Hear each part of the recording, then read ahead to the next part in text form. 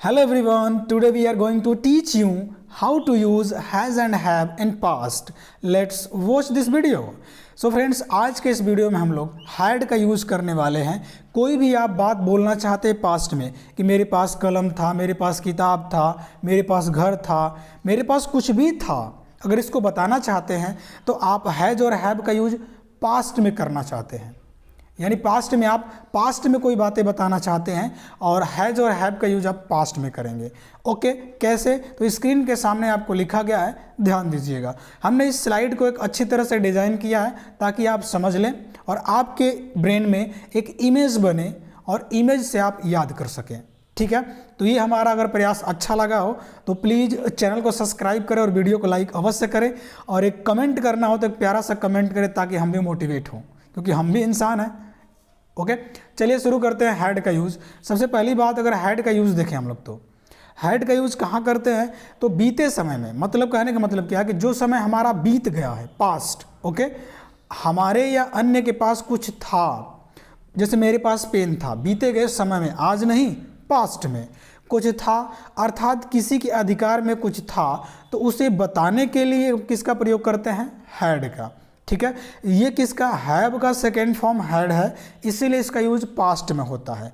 यानी इसका यूज किस लिए होता है तो आप बोलेंगे अधिकार बताने के लिए इसका यूज करते हैं, यानी पास्ट में। और इसका हिंदी क्या होता है तो आप बोलेंगे कोई भी चीज़ किसी के पास था, पास था। क्लियर है? तो याद रहेगा कि हैड का यूज कब करते हैं। चलिए अब इसका यूज करके हम लोग देख लेते हैं। सबसे पहली बात, थोड़ा कुछ रूल्स होगा, उस रूल्स को आप ध्यान दीजिएगा। प्रैक्टिस करते रहेंगे तो रूल्स आपको आसानी से याद हो जाएगा। सबसे पहली बात कि हमारे पास सब्जेक्ट होगा और उसका उस सब्जेक्ट का वर्ब होगा, उसका ऑब्जेक्ट होगा। तो सब्जेक्ट के अनुसार वर्ब आती है, सब्जेक्ट के अनुसार वर्ब आती है। तो अब देखने वाले हैं कि जो हैड है ये वर्ब ही तो है। हैड क्या है तो आप बोलेंगे हैड तो एक वर्ब है। अगर हैड वर्ब है तो ये किस किस सब्जेक्ट के साथ आ सकता है तो ध्यान रखिएगा। अगर सब्जेक्ट सिंगुलर हो, सिंगुलर का मतलब अगर ही, सी, इट या किसी का भी नाम, किसी का भी सिंगुलर नाम, राम, श्याम, मोहन, टेबल, पेन, ये जो है सिंगुलर नाम, तो इसके साथ क्या आएगा? हैड। ओके, और अगर सब्जेक्ट प्लुरल भी हो तो उसके साथ भी क्या आएगा? हैड आएगा। आप बोलेंगे प्लुरल सब्जेक्ट कौन सा होगा तो आई, वी, दे, यू और कोई भी प्लुरल नाम। प्लुरल नाम में कौन होगा? Table, tables, chair, chairs, pen, pens, book, books. Books क्या है? प्लुरल नेम होगा। क्लियर है? तो हैड सभी सब्जेक्ट के साथ पास्ट में जो होगा हैड ही आएगा। वो सब्जेक्ट सिंगुलर हो चाहे सब्जेक्ट प्लुरल हो, सबके साथ हैड आएगा। क्लियर है? अब बात करते हैं जो डिड होगा। अगर आपको नेगेटिव बनाना होगा तो हैव को नेगेटिव बनाना होगा तो हम डू नॉट जोड़ देते हैं, डज नॉट जोड़ देते हैं। ठीक है, तो अगर ये वीडियो आपने नहीं देखा है और आप भी हैव के बाद नॉट लगाते हैं कि I have not a pen, गलत है। तो आप भी उस वीडियो को कंप्लीट देखें, हमने प्लेलिस्ट बना दिया है, आप देख सकते हैं उसको। ठीक है, हमने डे वाइज लगाया है। ये 90 डेज़ का हमारा टारगेट है स्पोकन इंग्लिश का। ये हमारा ऑफलाइन भी क्लास चलता है और ऑनलाइन भी चलता है।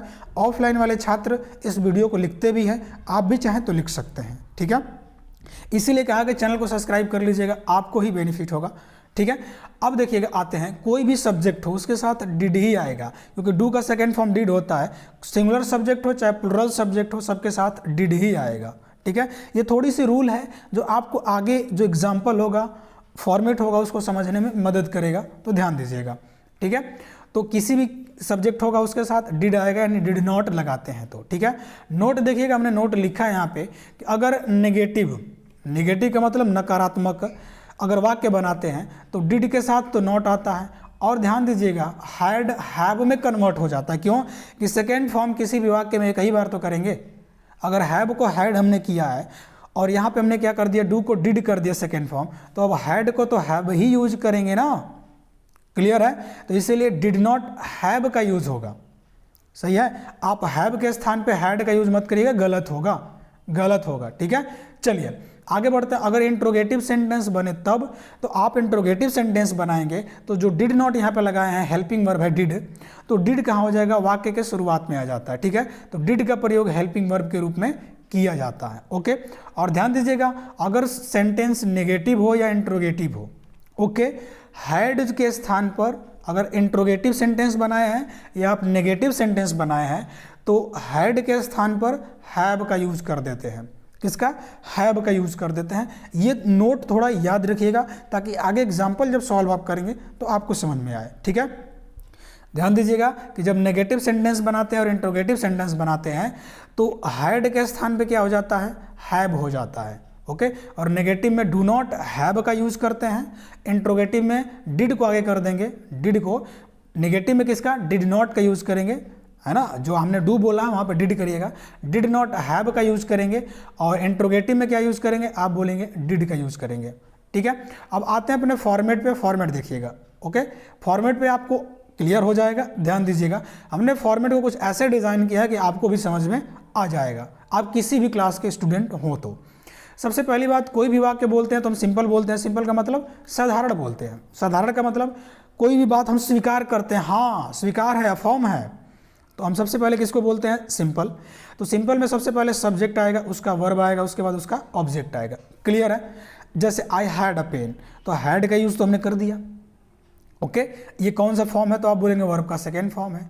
अगर इसको नेगेटिव बोलना होगा, नकारात्मक बोलना होगा, तो नेगेटिव सेंटेंस में यूज़ क्या करेंगे? आप सब्जेक्ट का यूज़ करिएगा और डिड नॉट आएगा, यानी डू का सेकेंड फॉर्म डिड, डू का सेकेंड फॉर्म क्या होगा? डिड हो जाएगा। तो आने वाला जो अगला वर्ब होगा ना वो फर्स्ट फॉर्म ही होगा, तो इसीलिए हमने हैव का यूज़ किया है, न कि हैड का यूज़ किया है। तो डिड नॉट हैव ऑब्जेक्ट आएगा। क्लियर है? इंट्रोगेटिव सेंटेंस जब बनाते समय हम लोग क्या करेंगे कि डिड को तो आगे कर देंगे क्योंकि हेल्पिंग वर्ब आगे आएगा। क्वेश्चन पूछना है एस नो में तो डिड आ जाएगा, उसके बाद सब्जेक्ट आएगा, और हैव तो हैव ही रहेगा, उसके बाद ऑब्जेक्ट रहेगा। ठीक है, केवल सिंपल में हैड आएगा, बाकी सब में क्या आएगा? हैव का ही यूज करेंगे। ठीक है, WH वर्ड को लगाएंगे तो क्या बोलेंगे? WH वर्ड, उसके बाद डिड आ जाएगा, एकदम आएगा डिड, उसके बाद सब्जेक्ट हैव ऑब्जेक्ट। देखिए एक छोटा सा चेंज है, जो ये वाला इंट्रोगेटिव है इसमें एक छोटा सा चेंज क्या है कि ये तो हमने पूरा यहाँ से यहाँ तक लिखा ही है, इसमें एक WH वर्ड जोड़ेंगे, व्हाट, वाई, व्हेन। अब इसमें WH वर्ड जोड़ देते हैं। ठीक है, अब आगे देखते हैं, अगर आपको इंट्रोगेटिव के साथ निगेटिव बनाना होगा तो क्या करना होगा? आप इंट्रोगेटिव सेंटेंस बनाए हैं ना ये वाले इंट्रोगेटिव सेंटेंस में आप एक नॉट जोड़ देंगे, बस यही अंतर होगा। तो डिड, उसके बाद सब्जेक्ट, नॉट, हैव, ऑब्जेक्ट आ जाएगा। क्लियर है? ठीक है, तो ये प्रयास अगर आपको अच्छा लगता हो और लग रहा है तो वही चैनल को सब्सक्राइब करिएगा, है ना, जिसको ठीक है सब्सक्राइब बोलते हैं।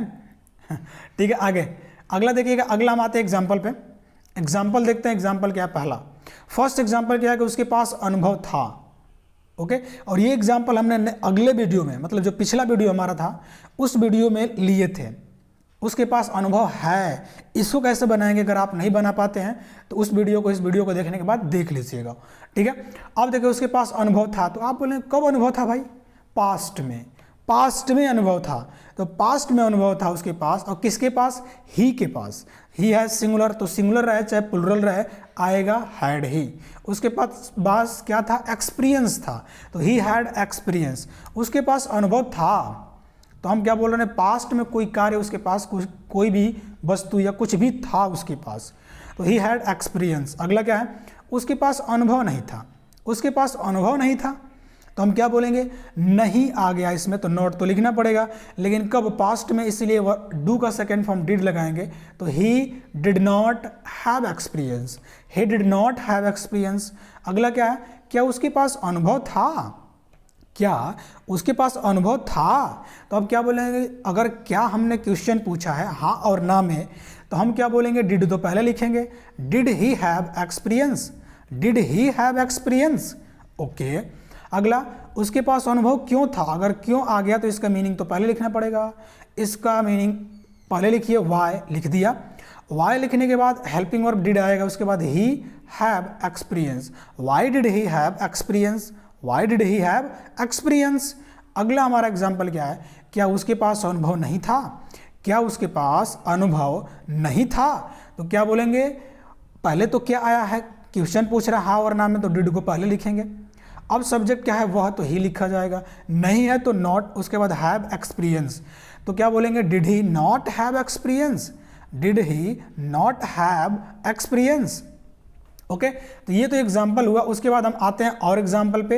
ये हिंदी और इंग्लिश दोनों में एग्जाम्पल था, लेकिन अब जो एग्जाम्पल होगा केवल इंग्लिश में होगा। आप समझने का प्रयास करिएगा, सॉल्व करने का प्रयास करिएगा, है ना, क्योंकि थोड़ा और आपको भी एफर्ट डालना पड़ेगा अपनी तरफ से।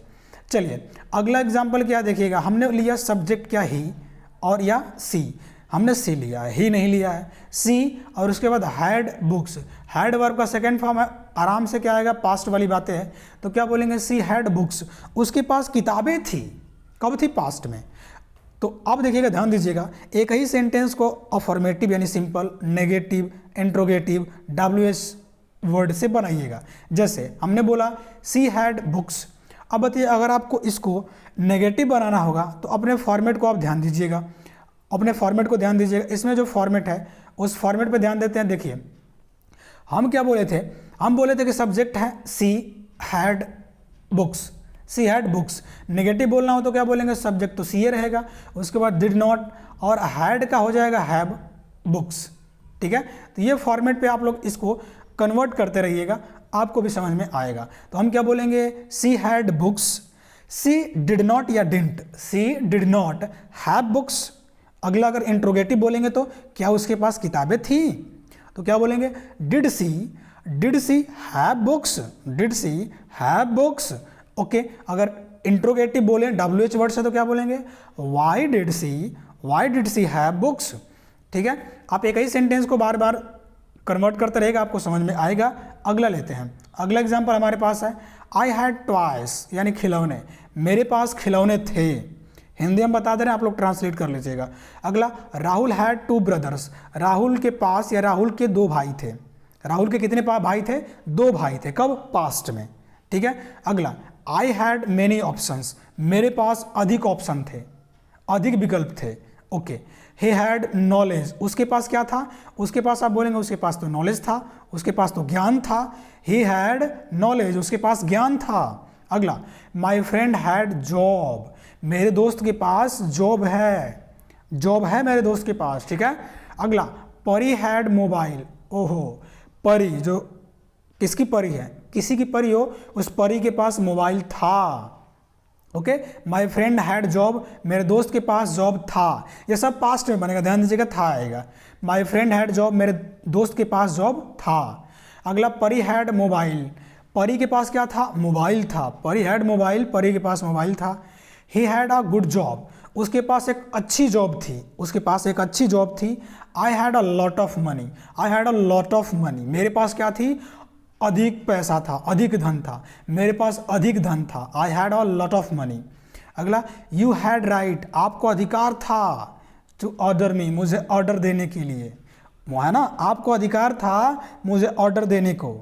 ठीक है, तो ये कंप्लीट होता है हम लोग का, बाकी आपको समझ में आया होगा। ठीक है, अभी तक अगर वीडियो आप देख रहे हैं तो, है ना, एक अच्छा सा आप कमेंट कर सकते हैं। और नेक्स्ट वीडियो के लिए मिलते हैं नेक्स्ट वीडियो में, है ना। नेक्स्ट वीडियो के लिए चैनल को सब्सक्राइब करिएगा। मिलते हैं नेक्स्ट वीडियो में, तब तक के लिए जय हिंद, वंदे मातरम।